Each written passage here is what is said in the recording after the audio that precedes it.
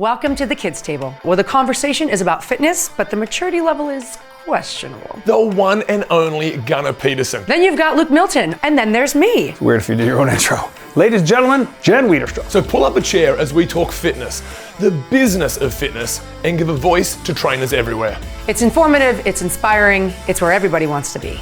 This is the kids' table.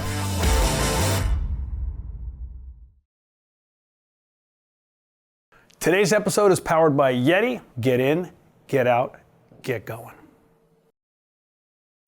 Are we recording? Oh no. Have you guys been following any of the world championships in track and field? Oh wow, really? I think because I'm a track and field athlete that it's really interesting to me. You were a track. Yeah, I was going to say, do you still, is it one of those things is that one of those sports? You know how he's I don't always, refer to myself you as know how he's still always running. wearing his trunks? Like I'm still got my hammer uniform on. Yeah. Yeah, no. Wait, what's the hammer uniform? Isn't it like a rowing, like it's a one piece, right? So technically as a thrower, throwers, the women tend to be very kind of larger people, not necessarily fat, but just big. So like it's serious. Come on, they're like Brian Urlacher size, and so you get tights. Call Brian Urlacher a woman? Yeah. Well, if he was a thrower, it's a compliment. So like the tights will go like down to your knees, and they're kind of like ugly, not becoming like high-waisted, low-thighed tights, and then like a weird kind of jersey. And so I actually asked to have the triple jumper, the jumper outfit, which is like we call them buns. So like the sprinters that have the little bikini bottoms and like a fitted top. So that's what I asked to throw in when I was in college. So there's no like advantage to having them. They're not like ergonomically. Oh, you're asking from that perspective. No, I thought I looked ugly, so I wanted to like have a cuter outfit when I was out there. Interesting. Yeah. Oh, it's good to know your reason for throwing was Vanity is a big driver for me. I don't know how many times we have to cover this. No, but it was actually cool. Our equipment manager, Ron, he said I could only have the outfit, the buns, if I broke the school record, which I did. And you did it? Yep. Didn't you hold it for quite a long time? Yes. Yeah. My entire college career, because I broke it relatively early and it wasn't that high. But the big joke is that I graduated and I was like, okay, I've got the school record at KU. This will be really neat. And there was like a scholarship athlete from overseas, and I think she took like a 2-turn warm-up throw and crushed my record. That's hysterical. So I was like, that was fun while it lasted. Yeah. So after we've done all that, no, you guys haven't been watching? Okay, so have you at least heard about the 400-meter women's dash? Yeah. The meter dash. The women run the 400 meter? What's that over there? Some of us have full client rosters and Dude, this is an businesses to exciting run. time in sport. I wanted to bring it up because literally, and I'm looking up the facts. So Sydney McLaughlin, like, she ran it in 47.78. And actually, can we look it up? We're all first, second, third place. Were they all under 48 seconds, Michaela? The third place was 48.19. 48.19. Second place was what? 47.98. 47.98. Okay, and then so this. No one's run under 48 seconds in 40 years. No woman. No woman. Yes. No woman in this race. I lied to you. I did watch the Sydney McLaughlin one. She's my favourite athlete at the moment. She's an absolute beast and Unbelievable. faith-based, and yeah, she seems like a really, really good person. So what fascinated me was two things. I thought, what created a situation where these women, like, and it was raining that day too. So I was like, was there pressure? Was it different because of the rain or the situation? Was it the crowd? Was it the fact the field was so fast and stacked that they were running faster? But for 40 years to go by, I had no woman to break 48 seconds in that long. I don't mean to put you on the spot, or maybe someone can fact check me on this, but didn't she break it in the semi? Didn't she break it in the semi-final? And then they had she I don't know. I think she actually broke 48. I could be totally wrong here, because when it was raining, that was not the actual final, right? I thought that was the final. I might be totally wrong. But I'm with Luke. The question I had that was kind of not taking away, in 1985, where the record was set, right, there's a German woman named Marietta Koch. She ran 47.60. My question is, 40 years have gone by, and we're still technically not any faster. Wow. By a few tenths. Yeah, sure. I have so many questions about how similar the training systems are or different, and to go 40 years and not beat it. Like, does that mean anything? Is this the peak of human performance? Is this like the sub 4 minute mile kind of conversation? What does that mean? I want to meet all their trainers. Meaning, let's see what the training protocols are. What's changed? Then I go back to, what about the equipment? What about the shoes is different? And then I go, well, were the conditions, like certain sports, if the wind is over X, it doesn't count as a world record because it was wind assisted. So I want to know on this, do any of those conditions play into that in a way that's favorable to the athlete? And then were they wearing something, are they on PEDs, ruh-roh? And I'm not saying they are. I'm saying that's all going to be looked into. And then you get into the whole, what is a PED? Why was it always a PED?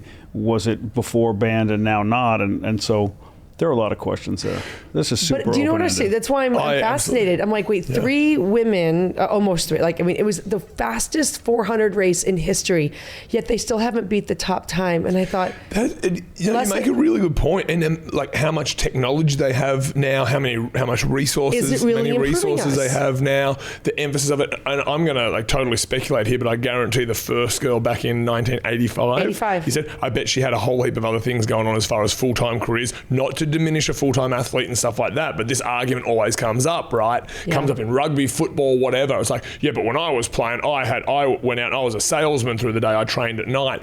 I would love to do like apples and the comparison between someone who, because that's a freakishly long record. You're saying that. That's what I'm saying. I don't know. I also don't know any other event that's lasted that long. I don't know that. So what is it unique to this event? Is there something about? How long did Bob Beeman's long jump record last? That's a great question. Michaela's going to look it up. That was one of the longer ones. It might still be standing. White guy? Didn't Carl Lewis break it? I think. Jeez, Carl Lewis was good. I remember watching him. He was so good. 23 years. 23 years? So this is 40. Wow, yeah. that pales. Yeah, but so I'm wondering if it's the event. It's such a hard event. I remember listening to Usain Bolt get interviewed about the races. Of course, if you don't know him, look him up. He's Jamaican gold medalist. He wins the 100, the 200, has I think world records. I think most people would know Usain Bolt, right? I hope so. Well, I mean, it's a non-revenue sport, so frankly, it's not on a lot of people's radars. But like they said, why don't you run the 400 and just sweep all 3 of the sprints? And he just said that it hurts too much. He's training for 400s just hurt. It's too much pain. It's such hard training. So it's a different kind of athlete. I used to love doing track and field. Obviously, it was complementary to rugby in the summer in Australia. We would do that. And I loved the 100, loved the 200. I hated the 400. I never knew the strategy for it because you couldn't go full out from the start. Well, I couldn't. And I tried to strategize and come home strong in the last 100, but it was brutal. The lactic acid, the lactic that built up, it was brutal. In fact, it is the longest sprint. Like technically, I mean, you don't get. Well, that's an average of 12 seconds. 48, 12 seconds 100. Over. It's ugly. No, it's hard. So I don't know. I just don't know if you guys had any thoughts on that. I thought, how wild? Why is it? And it's still standing. Like, by the way, I mean, she won the worlds, but it's still not a world record. What's interesting is that the commentary from where I sit would be cool to hear from the woman who still holds the record, as well as the ones who are pushing the envelope. Can you you know where I'm going with this, Michaela? Marita Koch, is she still alive? 1985, I would hope. Yeah, it's got to be in her 60s. I want to know if she commented on it or if they. She commented. It was like just a distant howling cackle. I just think it's funny. Yeah. Sometimes, like, we think we've got the technology, we have the supplements, we have the special spikes, we have all the stuff. We're Well, but hang on. Opportunities.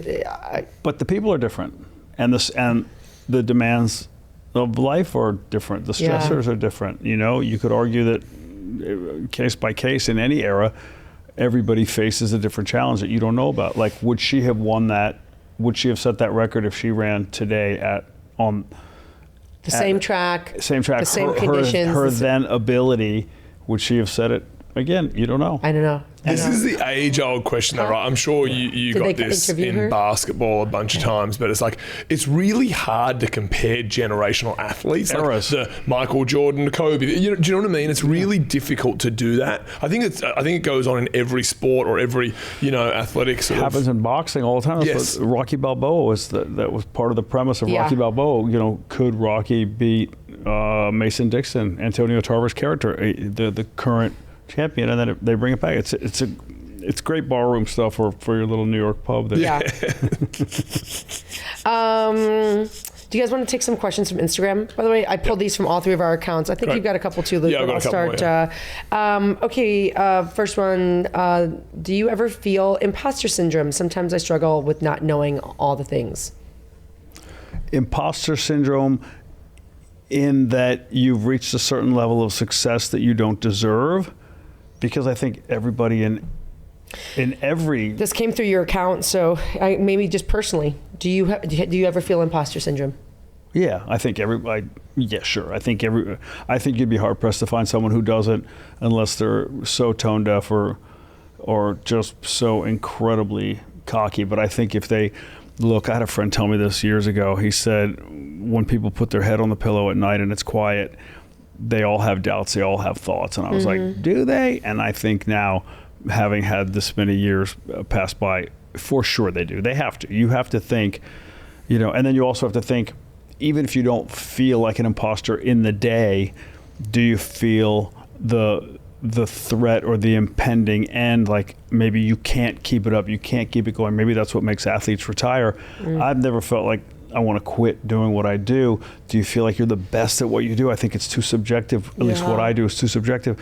Do you feel like an imposter in that what you're presenting, what you are offering as your service, as your business, is not worthy of it or isn't valid as a standalone? No, I don't think that. I know it is. I've tried it on in enough places with enough variety of a demographic that I feel comfortable in that. I will say I push myself all the time to, even this morning before I came here, I saw 3 people. My goal was, and you guys saw me at home, I was like writing the workouts, prepping, making sure that it was going to flow, that it was going to, wind up, wind down, end the way I wanted it to.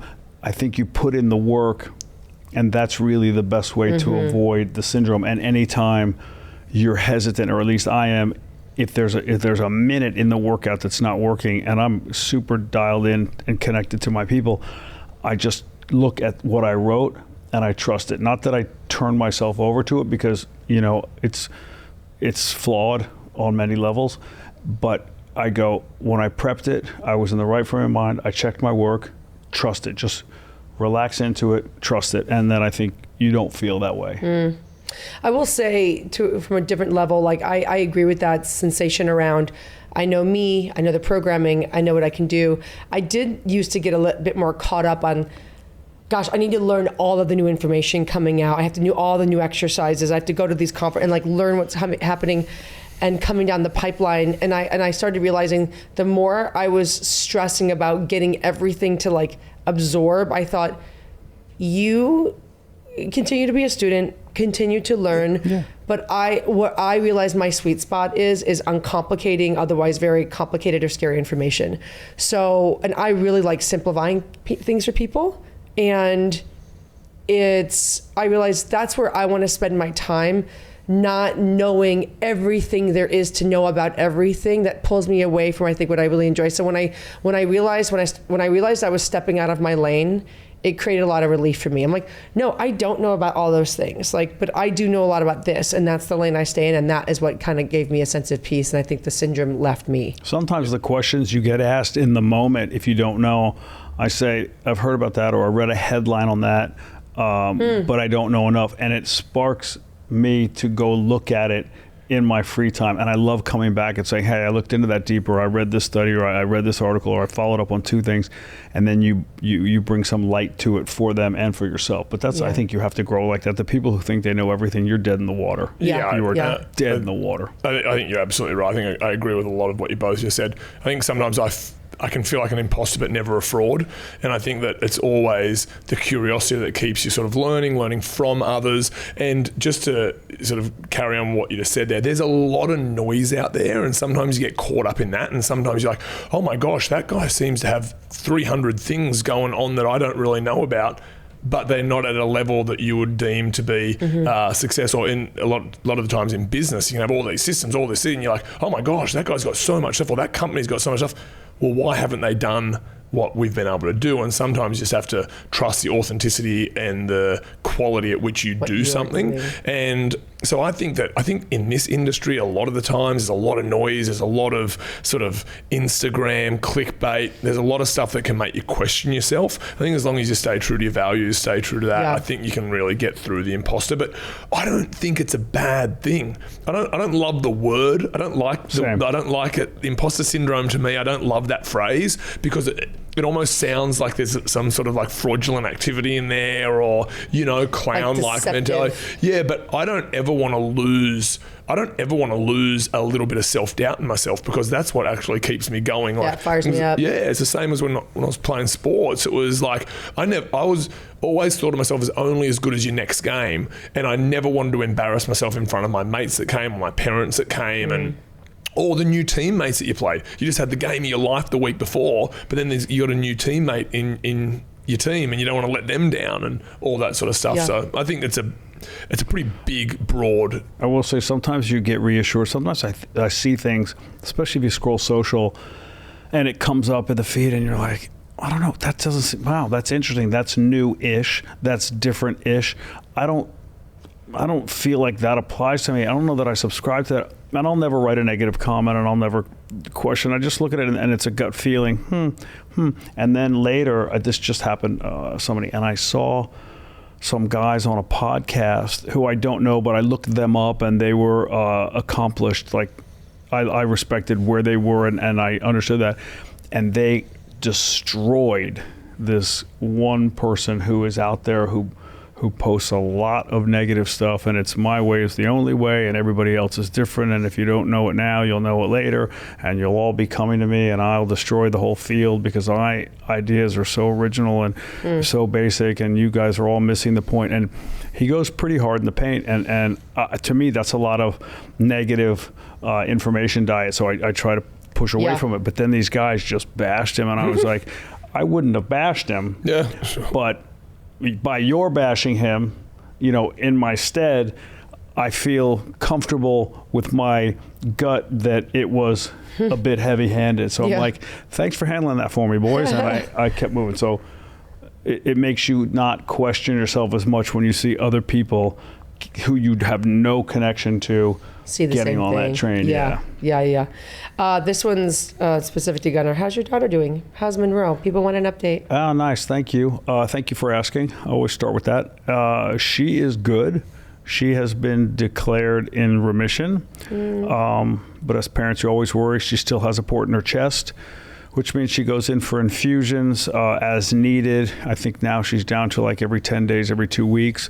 And they are tapering her meds. So in the next couple months, if all systems are go and things are stable while the meds are tapered, then you look at planning for the chest port to be removed, which of course as parents is exciting because it means she's one step closer to resuming the life of a 5-year-old, but it also means she goes under for yet another surgical procedure. So it's a lot of give and take, and again, I've said this before, I wouldn't wish it on anybody, but she is a beast, and we have learned way more from Monroe than she has learned from us, and her spirit carries her through, and the prayers carry her through, and I get such great emails, and it's where you just go, there are a lot of good people on the planet. You can bitch and moan about all the bad people, and it doesn't mean they're not there, but there are a lot of really good people on the planet. Thank any of them who have written, who have called, like just so many good things. So thank you, and I will keep you updated. It was fun seeing her last night. She's just robust and vibrant in a way I have not seen her. Her hair is growing and getting almost curly, and I packed something. Hold on. Oh, that's funny. I know what they are. It's really cute. Yep. There was a vibrance in her I just haven't seen, and she was drawing self-portraits for everybody, and it was actually uncanny, like how much like Jess's picture. Yeah, with the sweatshirt. But she's just dynamic and. She's just kind of unstoppable to me. Yeah, I love that she gave you brown hair. I think that's her way of saying she knew I used to have red hair, but she doesn't know that her condition aged me. Not to blame.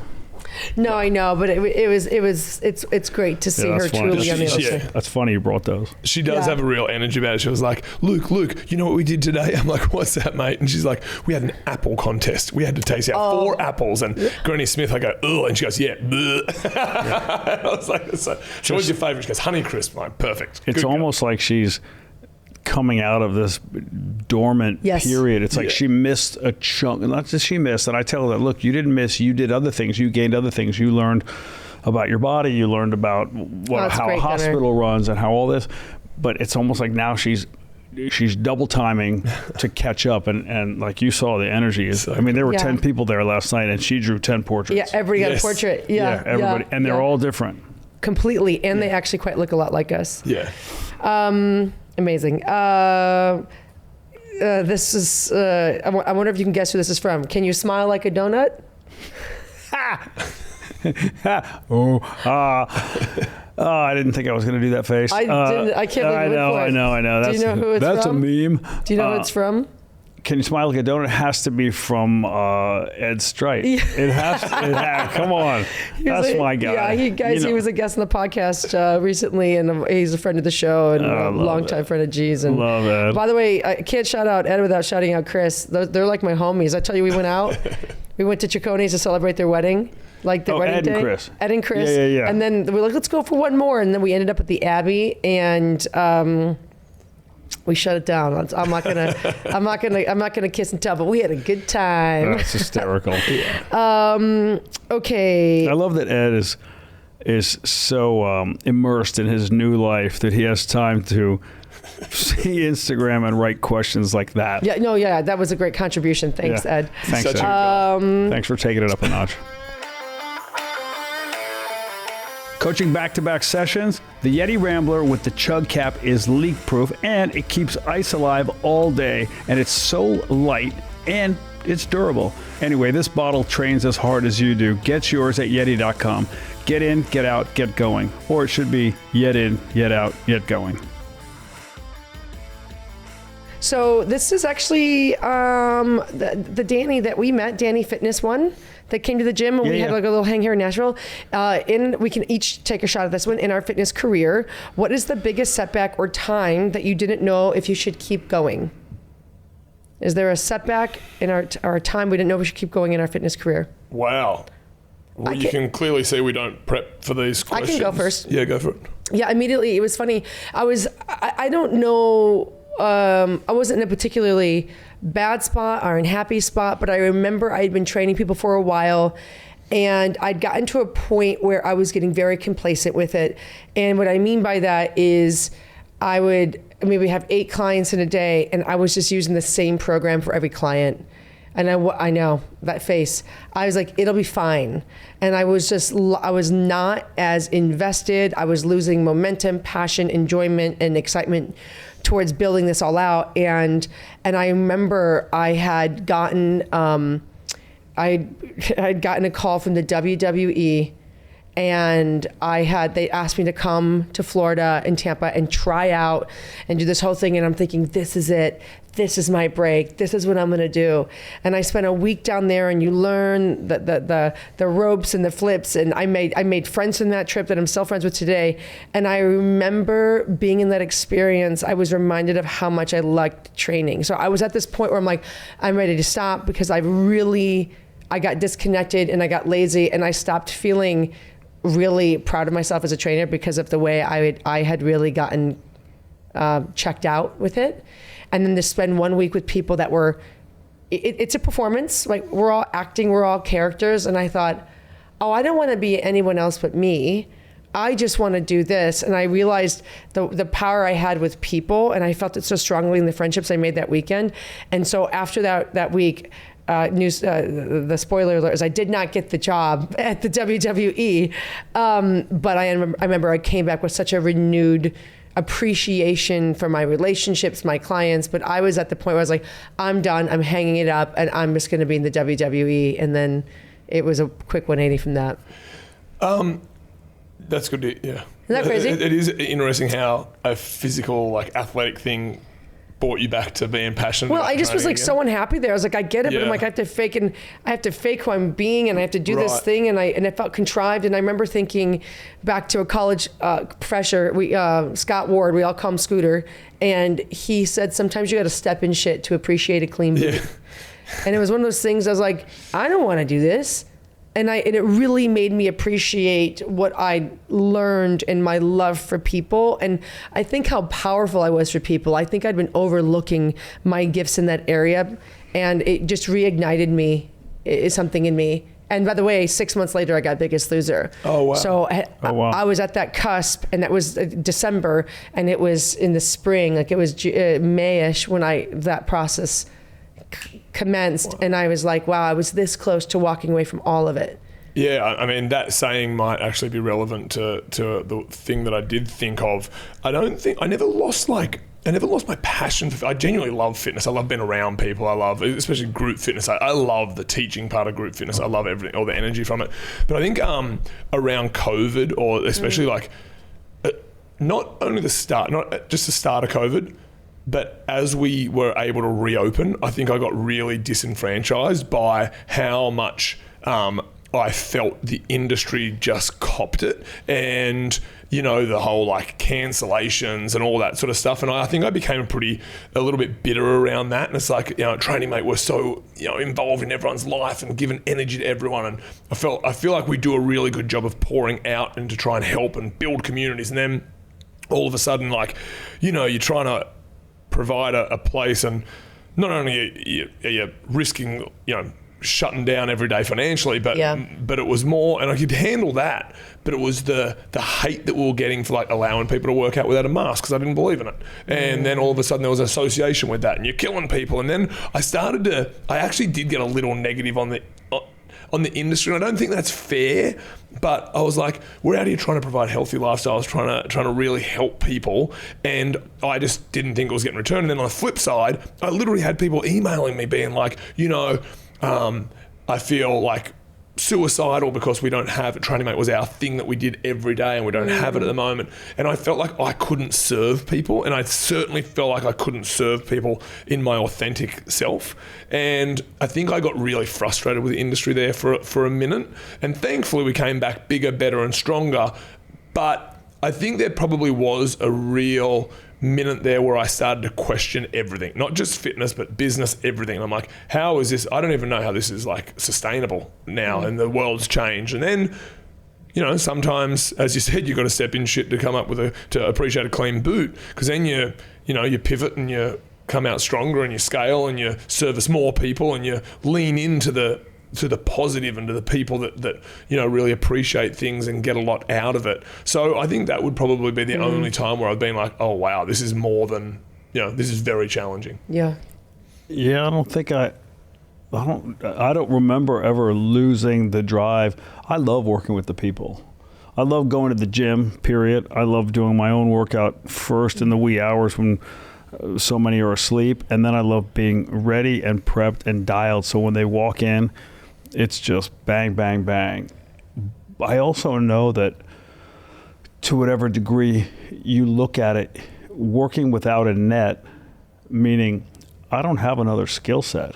But I mean that. There's nothing, and I'm not like, you're not going to, look, you've seen me, hey, do this on Instagram, and I just hand you my phone. Like, that's just not what I do. You have no idea how many times I call my wife, and it could be something as simple as she's out on a girls' night and the kids and I want to watch a movie, and I go, babe, how do I get on the thing? And it's just not my thing. So it's not that I don't want to learn or I'm unwilling and all that. It's like certain things I don't see the value in trying to pick that up now. Not that I wouldn't want to take piano lessons or something, but I don't think I want to become so proficient at piano that I then become a piano teacher. So this is my skill set. Anything else I pick up and learn, I'm going to onboard it as a hobby, as a time filler, but never as a way of providing for my family. So I didn't think I was allowed to quit. That's just not in my mindset. Oh, Yeah. hey, I'm going to quit this, interesting. and I'm going to do. WWE didn't call me, just so we're clear, right? Yeah, I know, shocker. But I just look at it and go, this is what I do. It's that thing. It's like 3 different quotes all in one. It's the failure's not an option. That's one. So whether you consider that a fail or whatever, and then if you don't have another, right, it's plan B is make plan A work. Yeah. Right. That's and I operate by that. So if I go to my plan B is turn around, fix it, and get back in the mix. Yeah. I just don't have another place to go, and I don't think that is a bad thing. I like that. That's not painting myself into a corner. That's putting myself there because that's where I feel most comfortable. I love that. Yes, Gosh. so do I. The irony is now I'm like, I can't, there is nowhere else I would go, nothing else that I would do. My dad had talked about it probably 15, 18 years ago. He's like, I think he said it to my mom in confidence, who of course was my best friend, and shared it with me like, your dad is worried that you've put yourself in this place and now you're, the word was, now you're unhireable. Oh. And I'm like, unhireable? You mean I'm not hireable by a standard of, Johnson & Johnson or Procter & Gamble or those people who are hiring young college grads? Yes, I'm probably not hireable by them, true, but I've been hired by other people within my field on the periphery of my field. I'm hireable by the clients on a day-to-day. Yes, I'm not hireable as my dad sees it or then saw it in a corporate sense. Okay, but that was also never who I was positioning myself to be hired by. Yeah. I mean, I can't imagine you at a corporation.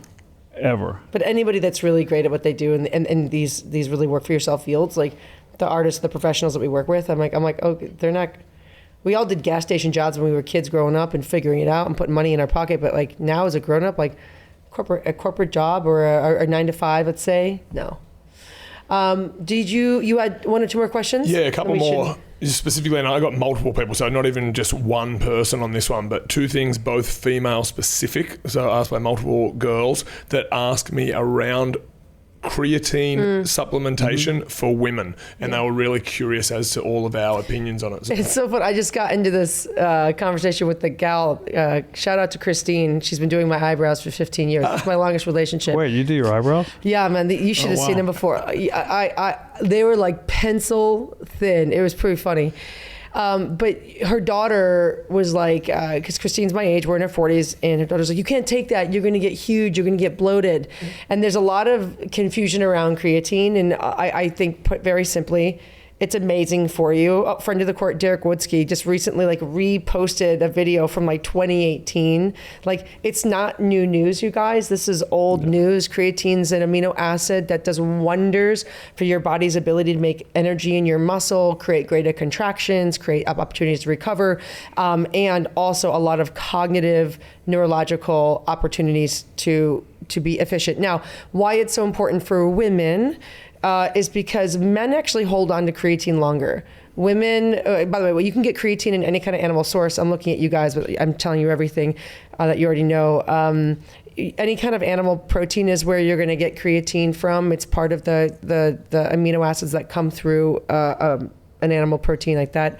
But women tend to dump it sooner, and we don't hold on to it. So that's why I specifically like women taking the 5 grams a day to supplement. But now new studies out. Upping it, right? Not just upping it, but upping it to, I think the last one I read said 20 grams a day. Yeah, I read the same thing. Yeah. Did you? And I remember I was away and I was like, well, I have enough here on my trip. So I doubled mine. So I went up to, because if it was 5, I was taking 6 because that's just, and I doubled because it. more is more, yeah. Yeah, and I doubled it, so I'm at 12, and I don't feel anything but better. I don't know that I can go to 20. I don't know that I need to, but I do like that somebody lifted that governor and told me it was okay to go there. I want to see some of the study when you get it. I mean, I'm not a doctor, but I like to see what's being talked about. So I would recommend, If you're a woman that's curious, it's not going to bloat you. You do need to be consistent. I would take a scoop. I put a scoop in my water in the morning. You can drink it before and or during your workout, and then do another scoop at night. And it's been amazing. For you to have to really bloat and gain, you would have to really load the creatine, and that's not what we're doing. But you also have to look at, to me, the brain health is huge. Yeah. And now all the studies for women, I forwarded on Instagram to my wife and two of her friends. I have a thread with them, and I'm friends with the husbands, and I send it to them like, take creatine. Like, you can't, as a woman, it looks like you can't afford not to. And they're also suggesting, in that same thing I read, giving it to kids. And that's a tough sell. A lot of moms see it and they're like, I don't want my kid coming out like that. You're like, well, then, by the way, just make sure your kid's getting a balanced diet. Okay. If you don't want to give your kid a supplement, make sure you're cooking. Like every time we have dinner at your house, there's chicken, there's steak, there's something. Use an animal protein. If you don't have an animal protein, you can create a complete protein with plants. You can do. Sure. Literally, your son ate rice and beans last night. Mm-hmm. Complete protein. Have at it. It's great. So it's just the key. And I don't want to like generalize brain health, what it does for cognition, what it does to fight against any kind of early dementia or Alzheimer's. What your brain is the center of your central nervous system. So because women are not holding on to creatine like men are, it's so exciting to know that we can just take this flavorless powder. And by the way, you're not looking for some special blend. It's just called creatine monohydrate. Yeah. Don't buy this crazy expensive shit. That's all it is. Start with your 5 grams. And sometimes I have heard from women that upsets their stomach a little. I haven't had that experience, but start with a half a scoop and build up. But 5 grams before/during your workout is absolutely advised. And as Gunnar said, he's doubled it and only feels better. I started doubling it and I really like it too, but you've got to be consistent. Look, I got nothing new. I agree absolutely with everything you both said. I think that especially women too tend to unfortunately have a little bit more likelihood to develop early onset dementia, early onset Alzheimer's. So the women 60% more likely? Is that the right I'm not sure if it's statistic? that high. Well, it might be, but I don't know the exact numbers, but definitely more likely to develop it. And I think that a lot of people now are starting to use it for the brain health, the cognitive health, and we've always just had that thinking that it was just muscular, it was just, it was going to make us bigger. Yeah, but what do you mean? Like, bloated. who thought that? Because like I said, we've known this for decades. Yeah. It's not new information. That's what's so funny. Well, that's interesting you say that because it is new to me. I definitely, it wasn't until I really started researching the benefits of brain health, particularly in women, where I started to realize it. And I spoke to a couple of really influential functional health experts and doctors and surgeons, and all of them, and this is not medical advice, so I'm just telling you my story, all of them have recommended anyone with any sort of cognitive challenges, especially women, to put creatine into their daily habits. And it's so affordable and it's so easy. And I literally just habit stack it, throw it in your protein shake, throw it in your water in the morning, throw it in your coffee, doesn't matter. Yeah. What's the other question? Staying on women's health, the rise and the amount of eyes on cold therapy, ice plunging. Nice rhyme there. Yeah. Rise and eyes. I saw it. Wow. I saw what he did. Yeah. You saw it. Australians are very, very good, basically poets. But what it has on it, is it any different? Do males adapt any different to cold shock proteins, heat shock proteins, but specifically ice baths? That was the question was. Is it beneficial to women? Does it affect their hormones? Well, males do have that one unfortunate reaction to cold plunges that women won't experience. I think we can leave it at that. Yeah. Yeah. Listen, we are, men and women are the exact same species, right? But there's 1% difference in every cell in our body, and it's a big difference. And you see it when we take a look at our body's responses to stimulus, and specifically cold plunging. Are there benefits? Yes, but when you look at the research, it definitely talks about how we go into what we call a sympathetic state. So it's like a fight or flight. It's a stressful state when you're in that 33, 35 degree water, I think is where most these tanks are being set at. and women do better like somewhere in the 50s. I want to say it's 55 degrees to 57, which by the way is still very cold. You're still going to feel a difference, but what we want to do is drive a positive reaction, not a negative reaction. And I think that's really the biggest difference. There's obviously a lot of benefit to the cold therapy if you want. I can't stand it. I don't do it, and I'm just fine. What about just putting your face in a bowl of ice water? That's another one where they say you can get massive benefits from that if you. So they say is if you this don't real? Yeah. They say This is a big thing at the moment. if you don't have access to a cold plunge, and I'm thinking there are a lot of people who are taking that off ramp. Well, I don't know. It's not that I don't have access to it; it's that I hate it. So I'll just stick my face in cold water. And, I mean, listen. I personally, what I will do is like I'll be in a hot shower and I'll make it cold, Same. and I'll let that affect me. I think people that are biohacking in that level, the majority of those people have other things that are much more accessible, habits that can be changed. I think I haven't heard the face in the water. I'm guessing it's a system reaction. So it's just another stressor right now, adaptation to that stress. Like a lot of other things, that's what we do under load when we're like sort of working out and the rest of it. So there's to my knowledge, there's no real research that supports anything colder than, I think it's 58 degrees or 60 degrees that helps with women. And specifically the time. And I think that what's happening with all these either TikTok trends, Instagram trends, whatever, is that people are going further and further and further and going colder and colder and colder and longer and longer more and is longer. Not more. Yeah, and that's not what the science suggests. The science suggests that it's up to 10 minutes a week. Now, don't take this as anything others. Everyone changes. It's a personal belief. It's a personal reaction to things. And there's no research out there to suggest anything under that sort of 57 is any more beneficial. I blame social media. I think that these cold tub companies got a lot of girls in bikinis to sell these cold tubs, to sell a lifestyle, to sell image. I've seen as many dudes in shorts. I know it's the dudes in shorts. It's these girls in barrels. I think it's a sales tactic. I think that we had recently interviewed Dr. Ethan Kellum. Clean up your diet and we can take the inflammation away that way. I don't need to cold plunge ever. Now, I will tell you, there are people, both men and women, that I know really benefit from the mental side of the cold plunge. And to me, if you feel it, it's real. So if you're a woman and you're like, well, Jen, I like the 33 degrees. I like what it does for my mind. Then do it. Then you should absolutely do it. You're not going to break anything. Nothing's going to go wrong. I think people need to decide what works for their life and for their mind.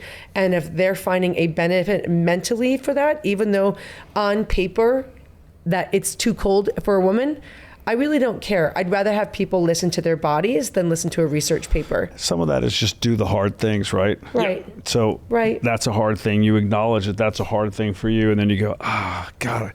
So I'll just say this. I don't find it difficult at all. I find it super easy. I can get in that thing and stay. So because I can, I don't.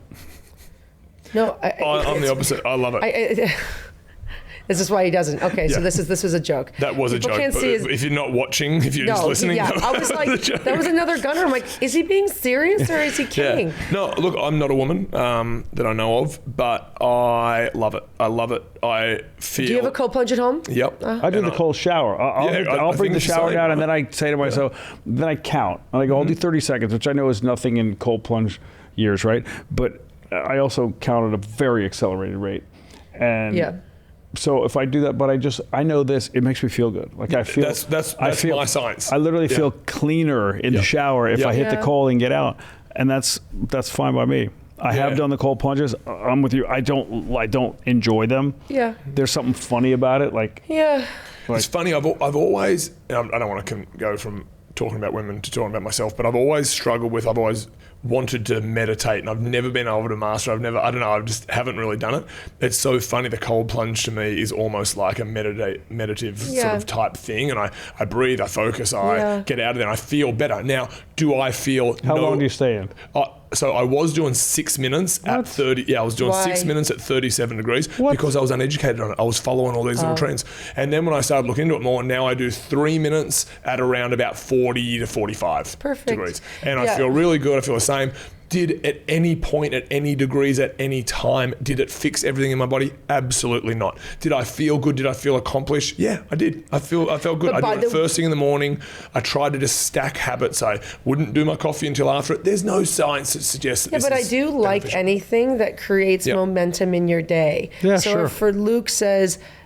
So for Luke, if that makes you like, I'm accomplished, which makes you want to go to the gym, which makes you want to pack a healthier snack, which makes you in a better mood when you're hanging with your daughter and your wife, then it's a yes. So that's why it's like, I do want to just preface, like, I do like knowing the research. I do like understanding what was really physiologically a great thing for us, but ultimately, what you feel is real. Do what's working for you and your life, and that will always be the answer. And the people that try to change that, it's like the people who say, why do you work out so early? You should do this. Like, hey. If this is working for me, lay off. So I'm with you on that. If the cold plunge at 6 minutes, however long, 37 degrees, if that's working for you, knock yourself out. Yeah. Okay. Yeah. That's all the questions I had. Did you? That was it for me, yeah. Fab. All right. Questions? Another one in the books. Done and done. Done. Kids table. Whoop, whoop. Do you want to decide? Here, actually, this is fun, Luke. Encourage people to subscribe, like, comment. I'm so good at this. Subscribe, like, comment, leave a review at the kids table. Actually, we would. That's a good point. We would like reviews. Yeah, leave reviews. Tell us what you like. It really helps us. I wouldn't. I don't need you to review. I do. Subscribe, like. Gunnar, we want you to leave comment, reviews. don't review. It helps other people know that like we're onto something good here. So Yeah, I'm all for the and questions. maybe- I love the questions. Yeah. But just coming back reviewing to go, I didn't like when he did this. Well, I mean, like, just come say on, that you're guys. having a nice time, you're learning, and maybe send an episode to a friend that might enjoy these answers. How about that? I'm with that. Okay. Leave a positive review. Otherwise, shut your mouth. That was a joke as He well, said by the way. He said it. Ow. Well, that's it. That's the show. You're welcome. And we're sorry. Don't forget to hydrate, lift heavy, and maybe call your mum. Actually, after listening to the three of us, maybe call the priest. Please like and subscribe and comment even if you only mildly enjoyed yourself. We'll see you next week.